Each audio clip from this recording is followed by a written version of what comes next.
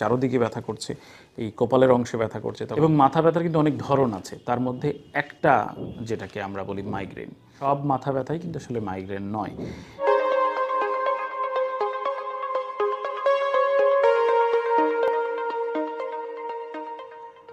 আমার কাছে যখন অনেক রোগী আসেন, এসে বলেন যে আমার মাইগ্রেন আছে। সো কেউ যখন আমাকে প্রথম বলে যে আমার মাইগ্রেন আছে, প্রথমেই আমার প্রশ্ন হয়, আপনার কি মাইগ্রেন আছে না মাথা ব্যথা আছে? ওনারা একটু কনফিউজড হয়ে আমার দিকে তাকান। কারণ আসলে মাথা ব্যথা হলো একটা জেনারেল টার্ম, যে আমার মাথায় ব্যথা আছে। এবং মাথা ব্যথার কিন্তু অনেক ধরন আছে। তার মধ্যে একটা যেটাকে আমরা বলি মাইগ্রেন। এবং কেউ যখন বলে মাইগ্রেন, উনি হয়তো অনেক ক্ষেত্রে ভেবে নেয় যে মাথা ব্যথা মানেই মাইগ্রেন, কিন্তু সব মাথা ব্যথাই কিন্তু আসলে মাইগ্রেন নয়। সো এই জন্যে এই প্রশ্নটা করতে হয় এবং আইডেন্টিফাই করতে হয়। আমরা যদি দেখি যে বেসিক যেসব কারণে মাথা ব্যথা হতে পারে, রাইট? মাথা ব্যথা হচ্ছে যে আপনি যদি ডিহাইড্রেটেড থাকেন, এনাফ পানি না থাকে, তাহলে মাথা ব্যথা হতে পারে। আপনি যদি আগের দিন এনাফ না খান, যে আপনার সুগার লেভেল কমে গেছে, সে কারণে মাথা ব্যথা হতে পারে।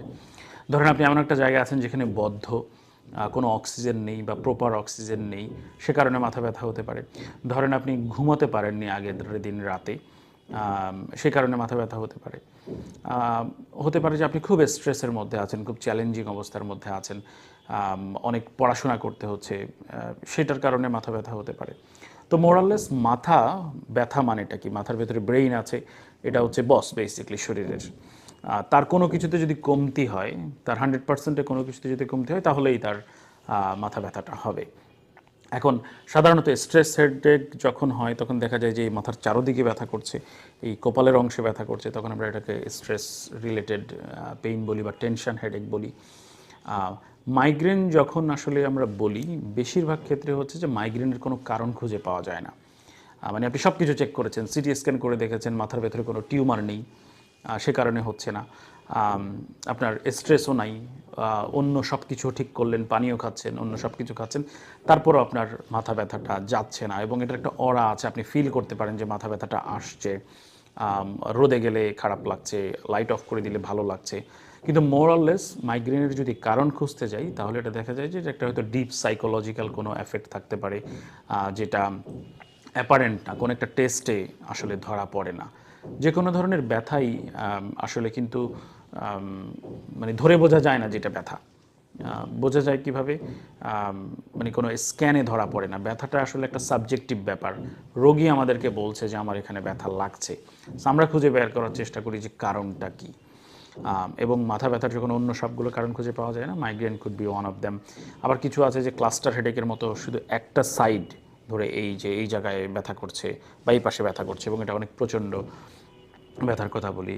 আবার যেমন আছে যে এই পাশে আমাদের যেই ট্রাইজেমিনাল নার্ভ আছে, নার্ভের মধ্যেও অনেক সময় ব্যথা হতে পারে, যেটা মাথা ব্যথার কারণ। তো যে পয়েন্টে আমরা যেতে চাচ্ছিলাম, যে আপনার যখন মাথা ব্যথা হচ্ছে এবং এটা যদি নিয়মিতভাবে হয়, সপ্তাহে কয়েকদিন হয়, তাহলে আপনাকে ইভালুয়েট করতে হবে যে কী কারণে আমার মাথা ব্যথাগুলো হচ্ছে। যে কারণগুলো আমরা প্রথমে বলেছিলাম, সেগুলো কোনোটা আছে কিনা, সেগুলো সবগুলো যদি আপনি ঠিক করেন, পানি ঠিকভাবে খান, ঘুম ঠিকভাবে হচ্ছে, আপনার স্ট্রেস ম্যানেজ করছেন, কি বলে, অন্য সব কিছু ভালো অবস্থায় থাকার পরেও যদি আপনার মাথা ব্যথা হয়, তাহলে আপনাকে স্ক্যান করে দেখতে হবে যে ওখানে ব্রেনে কোনো টিউমার হলো কিনা, অন্য কোনো প্রবলেম হলো কিনা। এগুলো যখন নেই, তারপরে আমরা যখন খুঁজে পাই না, তখন অনেক ক্ষেত্রে আমরা বলি যে ঠিক আছে, এটা হয়তো মাইগ্রেন, এবং এই সিমটমসগুলো ম্যাচ করছে যে এইভাবে আসছে। আর সঠিক ডায়াগনোসিস করতে পারলে তখন আপনি সঠিক সমস্যার সমাধানও আসলে দেওয়া সম্ভব।